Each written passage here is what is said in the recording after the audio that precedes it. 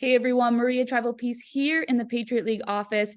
Right now, I'm joined by American University volleyball alum Fanny Ahman. Fanny, thank you so much for joining us today.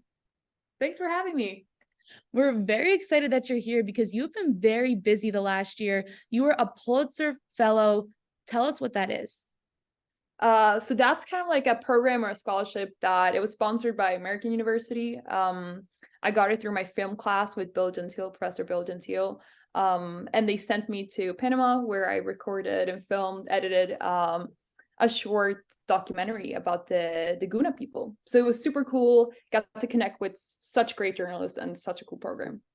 Tell me a little bit more when you were there editing. What were some of your daily tasks? What were some of the hardest things that you had to do? Oh my gosh. So initially when I got the scoop of this story, I was like, this is such a cool project.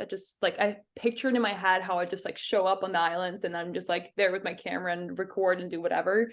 It's not that easy. Like you have to get permission to get to the island. You have to find the right type of car to get into like the territory. Like there's so many like small things. And also the fact that I'm like a white European coming to an indigenous community to report on their like climate issue is such a sensitive like topic. So there's so many obstacles to get past just being there and getting there and then getting out of there and editing everything in like an ethical and good way. So it's such a cool project, but yeah, it was tough. Oh my goodness, I can't even imagine. So you talked about some of those difficulties, but what was like the most exciting part about it? I mean, I'm sure you were learning so many different things. What did you love the most about it?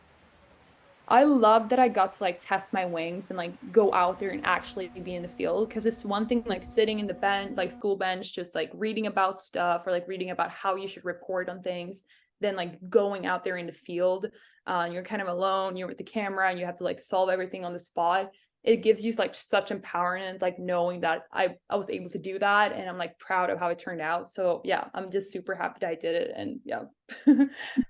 So obviously you were doing all these different using all these different journalistic skills. How do you think you changed as a journalist and as a person from the start of your fellowship to the end of it?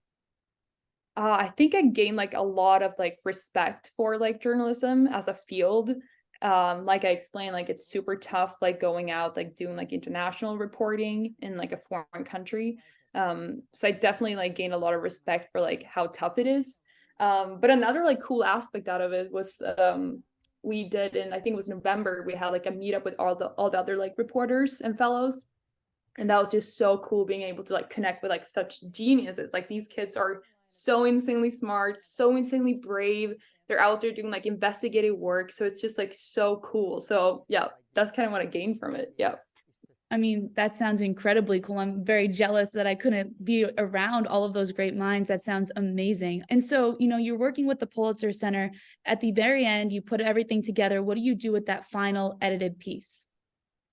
Okay, so either you just turn it into Pulitzer, they put it up on their website, and you're kind of like done in that sense. But you're also given the opportunity to kind of distribute it to different like newspapers, organization, whoever wants to use it. It's like your piece to use. So I decided to give it to LAND. It stands for Latin American News Dispatch. So I was really fortunate to be able to do that. But yeah, super cool. Awesome. So you finish up with the Pulitzer Center and now you're busy playing beach volleyball. How did you get involved with that? Tell us a little bit about your schedule right now. Yeah, so I love beach volleyball. It's like probably my favorite thing in the world to do right now. Like I want to do it all the time, but since I'm also like studying on the side, I can only do it like once or twice a day. So we have like a busy schedule. We practice beach 6 times a week, and then of course like we do workouts outside of that, like more physical stuff. But yeah, I'm doing it here in Stockholm, so it's like indoor beach volleyball facility. I know every American's like, how do you play beach volleyball in Sweden when it's snowy? I'm like, yeah, we have indoor facilities.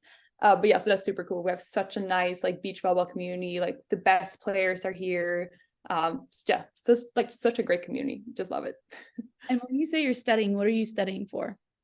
So I completed my journalism degree from American, of course. And then after that, I felt like I just wanted to be more hands-on. Kind of like the Pulitzer Project also like taught me that like I wanted to do more hands-on stuff before I like start working.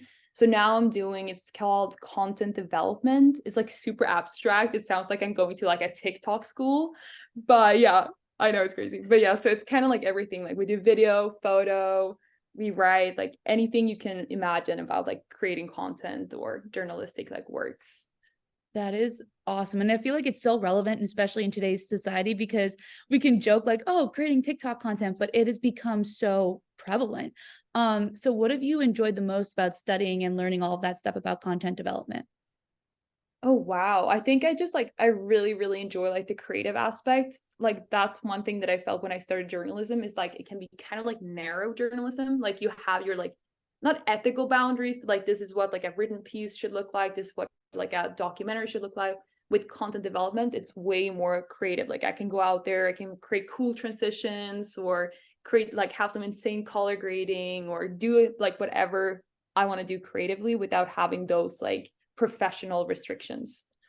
That is awesome. Well, Fanny, it seems like you've been very busy since you graduated. Thank you for carving some time out of that busy schedule to join us today. Thank you so much. Thanks for having me.